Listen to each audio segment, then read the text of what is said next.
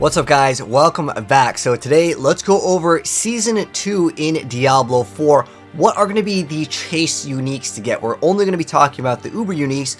And for those guys that would say, well, these are impossible to get, why would you make a video on it? Actually, they announced in the new season over on the official Blizzard website that there's going to be a better way to target farm the Uber uniques and even regular uniques so we can actually have more build diversity. And I wanted to make this video now before the season comes out so that way you guys know maybe what items that you may want to save, or while you are leveling up your character when the season does come out, you are going to be able to save certain pieces of gear, because normally you would see some items, let's say, that had shrine duration. You think, oh, this is trash, that's a bad roll. No, you may actually want to save it depending on the class that you want to play. So there's going to be these 5 endgame bosses, and my guess, since there's 7 Uber uniques, and then we're also probably going to be getting an additional Uber unique, this will allow us to basically have maybe 2 Uber uniques that may drop from the bosses. If you guys don't know kind of how it works, I'm going to use this as a reference. Keep in mind, some of this stuff that I'm talking about is going to be speculation or theory crafted, because obviously season 2 is not out right now.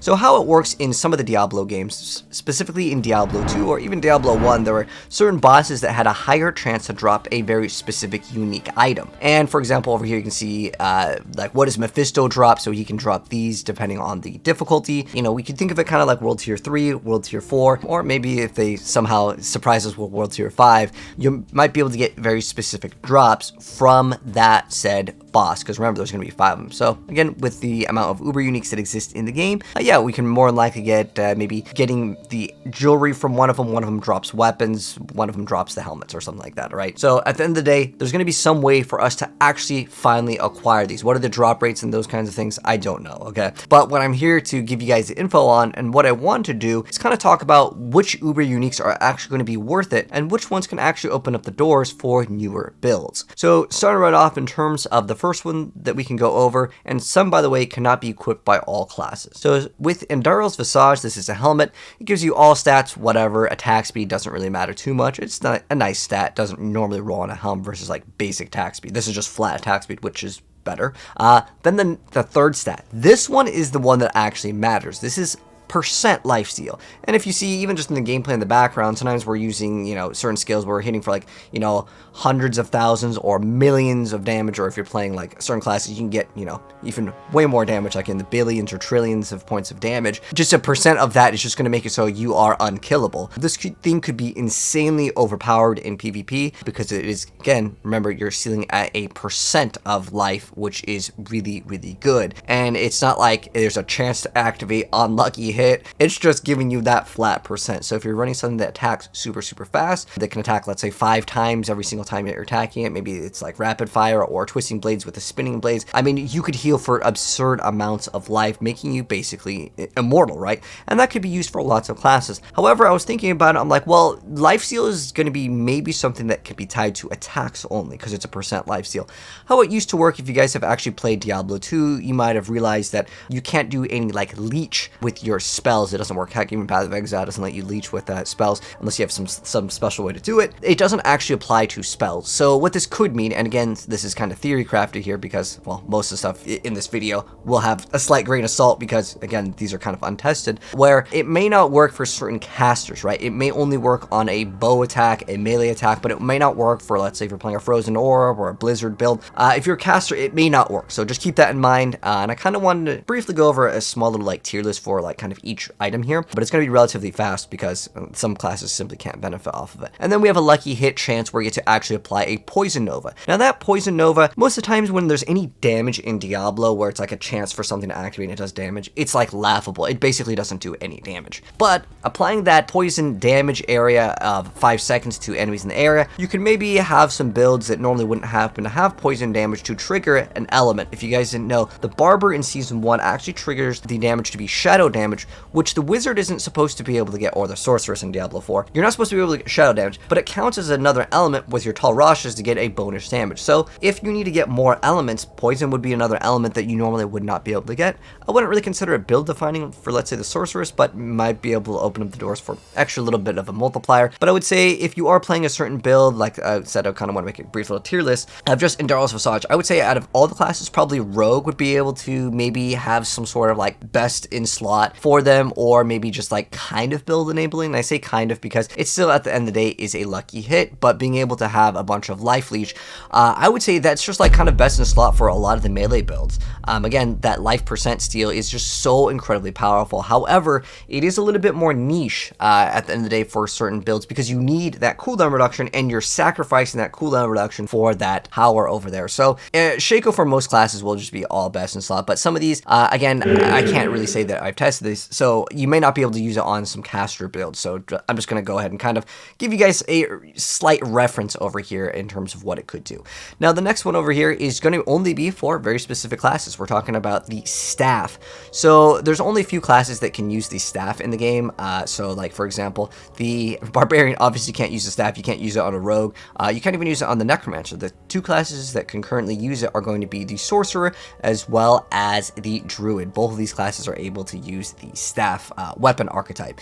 So in terms of the next item, which I do want to go over, is the Spear of Lycander. The rest of the stats don't really matter too much on it, and I kind of want to do these a little bit rapid fire now.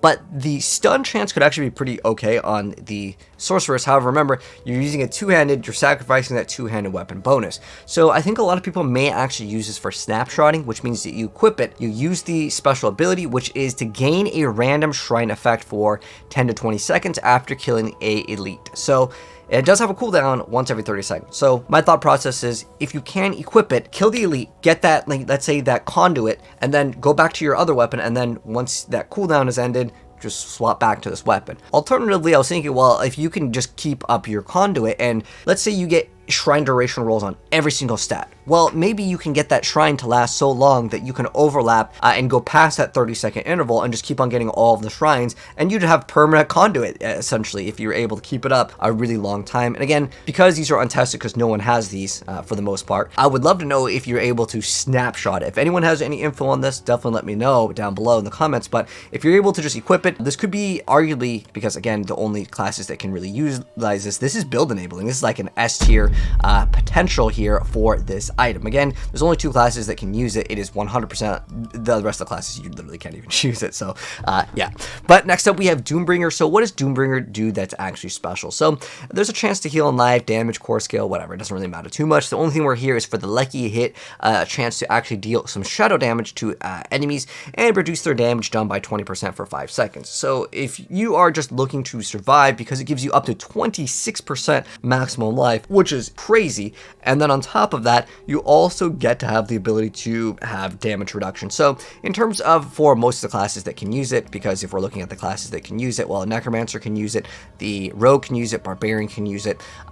This would be like the best in slot for survivability. The rest of the classes, you literally can't equip it, so it's kind of pointless. So that would be where the Doombringer would actually shine. It's just for defensive stats.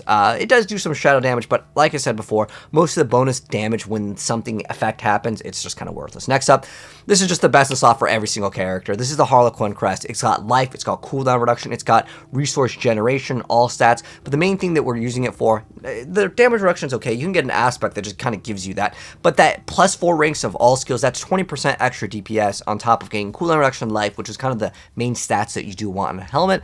It's overall the best in slot for basically every single character. It's not even build enabling. I put S tier for build enabling, but it is like an S tier in terms of like how good it is. I just wanted to reserve the spot for like better creativity. So it's the best in slot for every single character. So pretty much everyone will be running Shaco in their helmet slot. Next up, we have this item called the Melted Heart of Selig, which is an amulet, and the stats on it aren't really that bad. Originally, damage while healthy was a damage bucket multiplier, but that has been reduced to the additive, so that basically rolls it out being like, you know, really good, because if that was a separate damage bucket still, some classes never had an item with that, so if that existed still before they changed it, then this would be the best in slot actually for literally 90% of builds.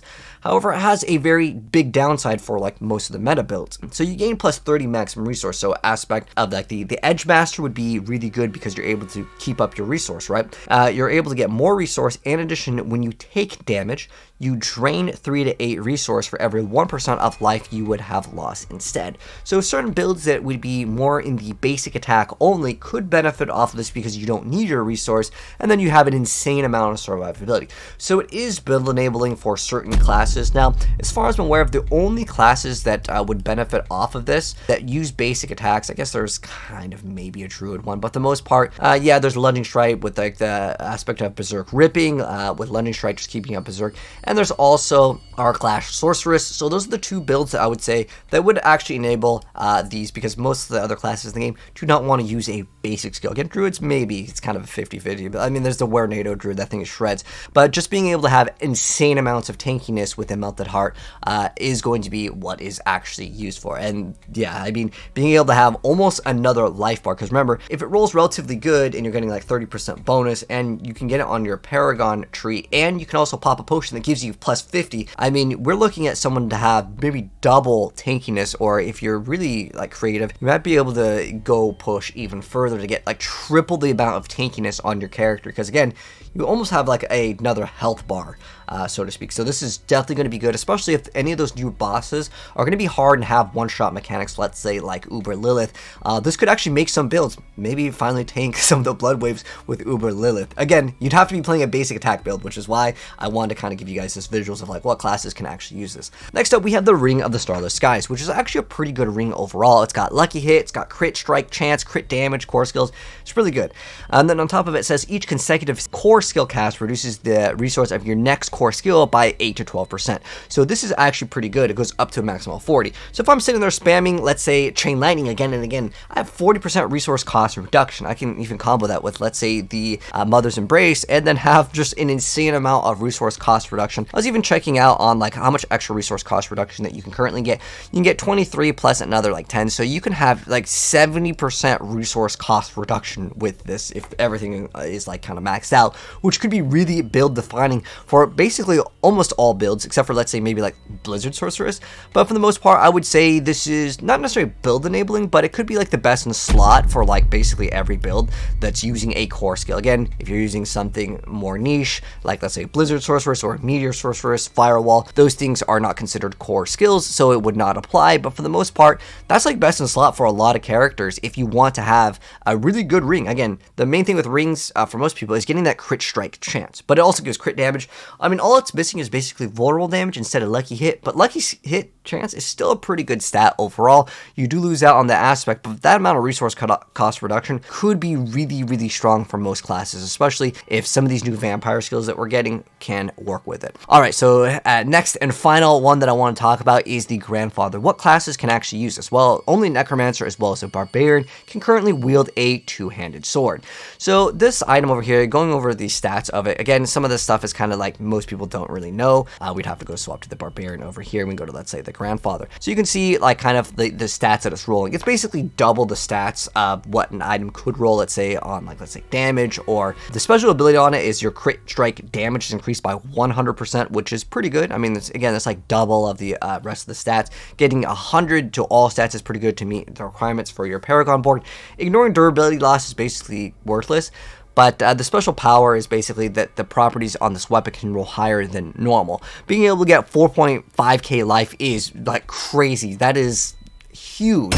For most builds, that's like 25% extra life, depending on how you've built your character. So this one is definitely best in slot for a lot of characters that really want to benefit off of HP, but a lot of people may still want to use, again, remember, you're losing out on the two-handed aspect, or if you're playing Necromancer, you're losing out on that cooldown reduction as well as that crit with your offhand. So arguably with this one, again, there's only two classes that can actually even use it in the first place, because well, you can't equip it on the rest of the characters. So I would say if you're looking for survivability, it could be like niche. There could be better options, honestly, with this one, but it could be the best in slot, again, if you want for the ability to kind of survive. But again, you're missing out on crit hit chance, which is actually pretty big for most of the Diablo builds in general. So there you guys go. Let me know what you think of the Uber Uniques as far as the list goes. But if you guys enjoyed the video, drop a like on it. Let me know your thoughts and what you plan to build in Season 2. But take care, and I'll see you in the next one. Peace out.